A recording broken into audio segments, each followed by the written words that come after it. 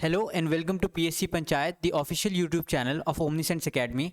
हम अपनी lecture series में जो एथिक्स की लेक्चर सीरीज़ है उसमें यूनिट 3 कवर कर रहे थे, जिसमें से कि हमने पिछले में देखा था what conscience conscience as a source of ethical guidance to an individual. आज हम पढ़ेंगे what are code of conduct for a civil servant. Code of conduct क्या है, कोड ऑफ कंडक्ट के क्या क्या पर्पस होते हैं और क्या क्या एट्रीब्यूट्स होते हैं कोड ऑफ कंडक्ट के, बस हम इतना ही देखेंगे। तो ये आई होपफुली यूनिट 3 का लास्ट टॉपिक होगा, या फिर एक या दो चीज़ें और पढ़ेंगे फिर हमारा यूनिट 3 खत्म हो जाएगा। तो शुरू करते हैं। What is code of conduct. Code of conduct एक रिटन गाइडलाइंस होती हैं। कोड ऑफ कंडक्ट एक रिटन गाइडलाइंस होती हैं अबाउट डूज एंड डोंट्स, क्या आपको करना है क्या आपको नहीं करना है। एक सिविल सर्वेंट को रूल बुक दी जाती है, that is known as code of conduct. वो अलग अलग पर्टिकुलर स्पेसिफिक एस्पेक्ट में आपको क्या करना नहीं करना वो आपको गाइड करती रहती है एक सिविल सर्वेंट को। जैसे कि आपको कितने रुपए के गिफ्ट्स लेने हैं या रिसीव कर सकते हैं या नहीं, ये एक स्पेसिफिक गाइडलाइन है। आपको हाँ या ना पे बताया गया है। यहाँ पे एक पर्टिकुलर सिचुएशन के बारे में बात की गई है कि आपकी शादी में या आप अपने फैमिली से या किसी आउटसाइड फैमिली गिफ्ट्स ले सकते हैं या नहीं ले सकते, विच मीन्स आपके बिहेवियर को एक पर्टिकुलर पैरामीटर्स दिए गए हैं of dos and don'ts, that is known as code of conduct. तो code of conduct I hope आपको समझ में आ रहा होगा कि एक रिटन गाइडलाइंस होती हैं जो आपको बताती हैं कि क्या करना है। कोड ऑफ एथिक्स एक अलग चीज़ है। कोड ऑफ एथिक्स और कोड ऑफ कंडक्ट में क्या है कि वो आपके वर्चुअल बिहेवियर में काम आता है और कोड ऑफ कंडक्ट आपके एक्चुअल बिहेवियर में काम आता है, क्या करना है क्या नहीं करना है। ठीक है, तो कोड ऑफ कंडक्ट की अगर डेफिनेशन देखें, जो अगर आपको कहीं क्वेश्चन आता है, जो वन लाइनर और 2 लाइनर आपके क्वेश्चन आते हैं और उसमें एक एग्जाम्पल डाल के आप खत्म कर सकते हैं, तो उसके लिए डेफिनेशन आप यूज़ कर सकते हैं। A code of conduct is a set of rules. A code of conduct is a set of rules outlining the expected behavior. Outlining the expected behavior. कैसा expected behavior from a civil servant होता है from a member of organization। आप किस code of conduct कहीं भी हो सकता है। कोड ऑफ कंडक्ट एक लॉयर का हो सकता है, एक डॉक्टर का हो सकता है, आप एक ऑफिस में काम कर रहे तो उस एम्प्लॉय का हो सकता है। यहाँ हम स्पेसिफिकली अगर हम बात करें सिविल सर्वेंट का कोड ऑफ कंडक्ट की, तो किस तरीके से आपका एक्सपेक्टेड बिहेवियर होता है from the member of organisation, that is nothing but a civil servant. एक सिविल सर्वेंट को किस तरीके से एक्ट करना चाहिए, उसे किस तरीके से बात करनी चाहिए, कैसे कपड़े कब पहनने हैं, जब जजेस से मिलना है, अपने सीनियर से मिलना है, तो एक आईपीएस ऑफिसर की क्या ड्रेस कोड ऑफ कंडक्ट होना चाहिए, ड्रेस का कोड ऑफ कंडक्ट। आप अपने पैसे को लेकर के किस तरीके से रहेंगे, आप लोगों से बाहर बात करेंगे या नहीं करेंगे, किन लोगों से बात कर सकते हैं किन लोगों से नहीं कर सकते हैं, ये सारी चीज़ें आपके कोड ऑफ कंडक्ट में आती हैं। ठीक है, it's purpose is to regulate the conduct of its purpose is to regulate अब देखिए, आप हर जगह मौजूद नहीं हो सकते हैं। ठीक है, अगर आप गवर्नमेंट है उनके नीचे सिविल सर्वेंट्स काम करते हैं और उनके नीचे और एम्प्लॉयज़ काम करते हैं, मतलब उनकी अथॉरिटी के अंदर और एम्प्लॉयज़ काम करते हैं। तो उनके कंडक्ट को रेगुलेट करने के लिए पहले तो उन्हें बताना पड़ेगा ना क्या क्या होता है क्या नहीं होता है। तो उनके कंडक्ट को रेगुलेट करने के लिए उनको वेरियस यानी कब वो क्या क्या करेंगे, उनके कंडक्ट को कैसे ऑपरेट करना है।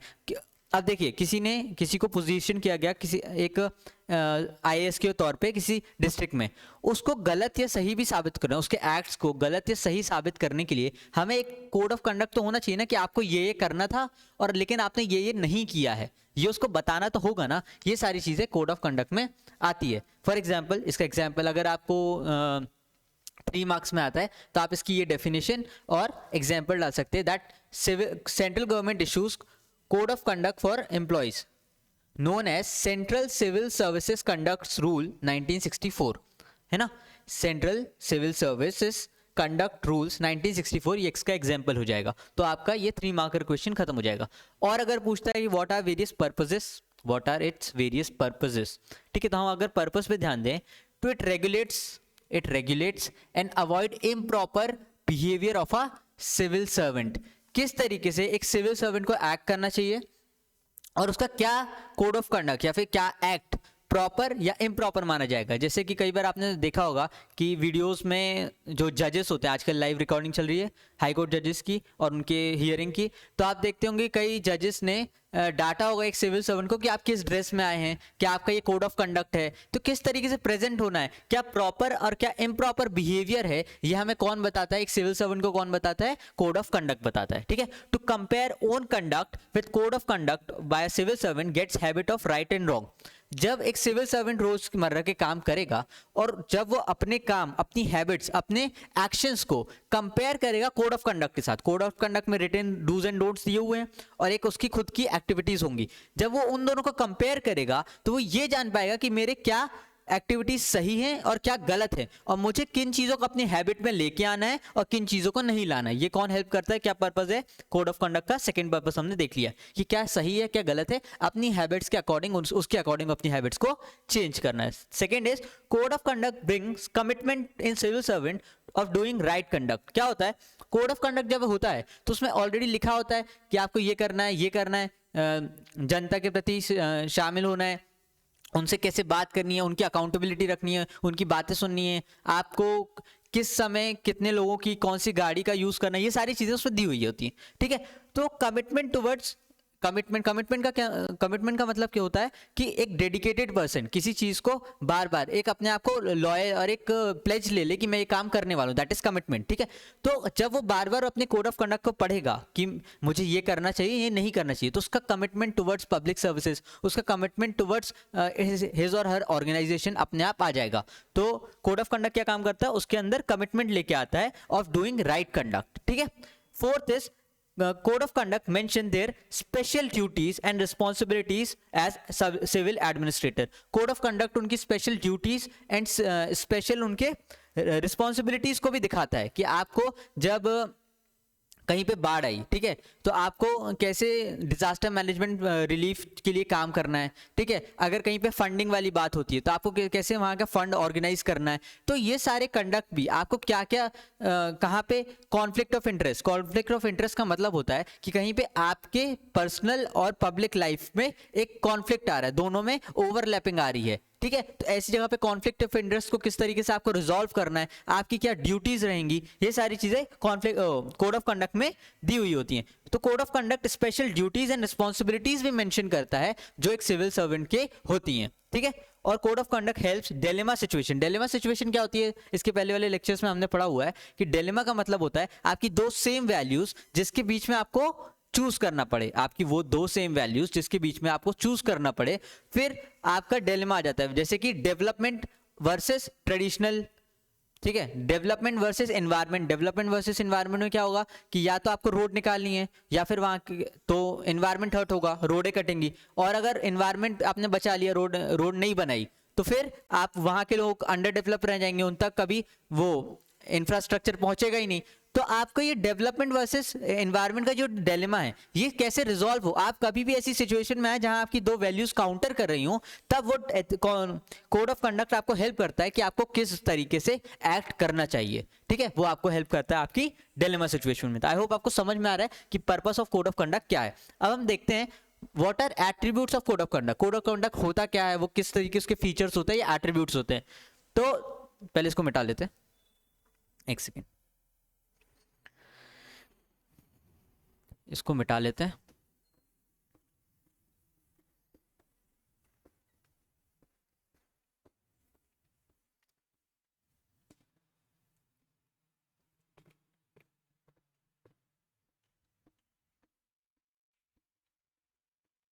ठीक है, अब हम पढ़ रहे हैं एट्रीब्यूट्स। किस तरीके के एट्रीब्यूट्स होते हैं कोड ऑफ कंडक्ट के। They are nature of dos and don'ts. वो किस तरीके के नेचर के होते हैं, डूज एंड डोंट्स के, कि उसमें लिखा होता है आपको ये करना है और ये नहीं करना है, ठीक है।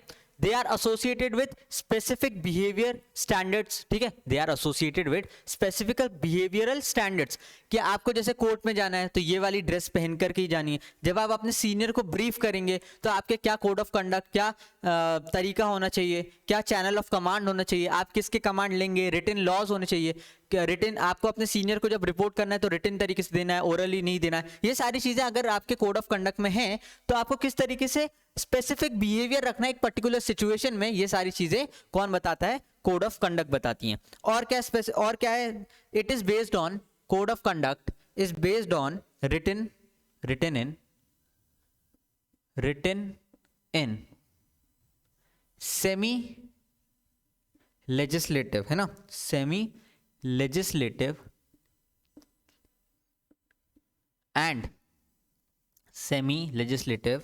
And bureaucratic language, bureaucratic language.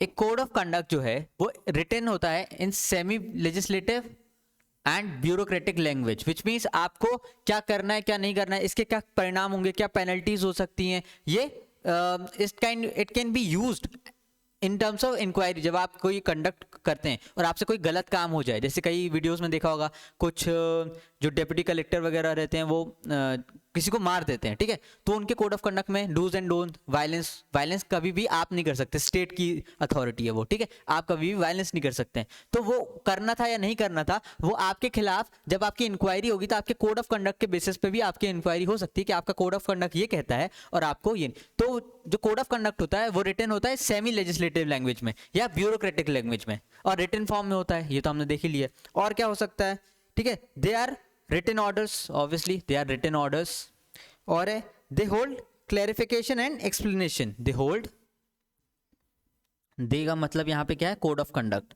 Code of conduct holds clarification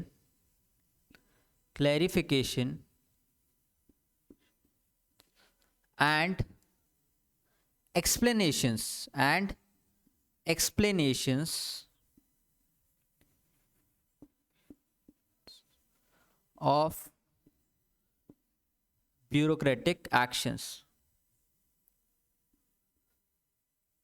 bureaucratic actions, expected from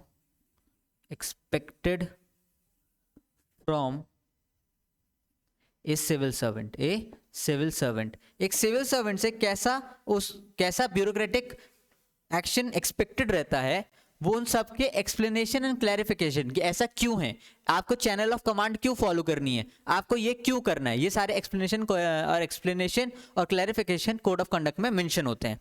इसके अलावा ये रिटन ऑर्डर्स होते हैं, ये क्या क्या इंश्योर करते हैं, ये इंश्योर करते हैं कि अवॉइड करें कॉन्फ्लिक्ट ऑफ इंटरेस्ट, ये हमने देख लिया है। ये इंश्योर करते हैं आपकी पॉलिटिकल न्यूट्रलिटी, जब आप कोई कंडक्ट कर रहे होंगे तो वो बताएगा कि आपको पॉलिटिकल